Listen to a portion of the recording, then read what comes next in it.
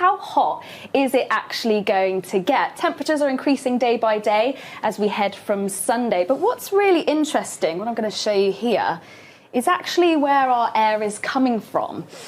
We tend to kind of talk about hot air coming from the south, a warm plume moving its way up from the south, perhaps from all the way up from Africa, creating heatwave conditions. But what we're actually seeing into next week is something slightly different. It's not uncommon, it actually happens quite a lot. But if we follow, just drag this through, I move this through just into Tuesday. Notice we have an area of high pressure just out to the east. Areas of high pressure move around in a clockwise direction. But if we just follow these isobars back, we actually notice that our air is coming all the way from Scandinavia.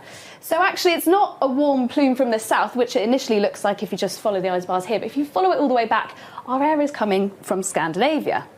And we can see this here on some trajectories. So this is for the 30th, I think that's Wednesday, isn't it? So what we notice, if we follow where our air is actually coming from, moves all the way eastwards into Europe and then moves north from across Scandinavia.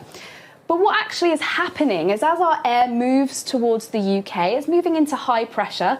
Now, areas of high pressure, that's where the air is descending. We get subsidence. And as this takes place, the air moves downwards, it tends to warm up. And we're having that over a few consecutive days. So day by day, temperatures are increasing. Our air is getting warmer and warmer. So if we take a look across the southeast, this is for Arsenal FC, but we can see as we move through into next week's temperatures increasing by a degree or two day by day. This is saying highs of around 25 degrees for Wednesday and Thursday. If we look at elsewhere, Epping, for example, highs of 23. Our models do tend to be a degree or two lower than we initially expect, so it's likely that we could start to reach kind of 25, 26, possibly 27 as we head through Wednesday and Thursday. But even other areas, so let's take a look at Northern Ireland. Not quite as high, actually, across here, but starting to move into the low 20s.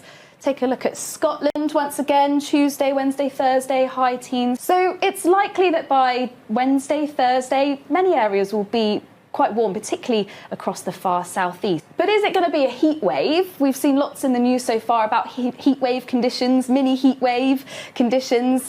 We've seen in articles, etc. But actually for a heat wave to take place, you need to reach a certain temperature depending on your geographical location in the UK.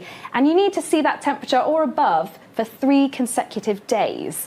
So it really depends whereabouts you are in the UK. So for Scotland, for example, we need to reach 25 degrees or more, 3 consecutive days or more. But across London, we'd actually need to reach 28 degrees or more for 3 consecutive days or more.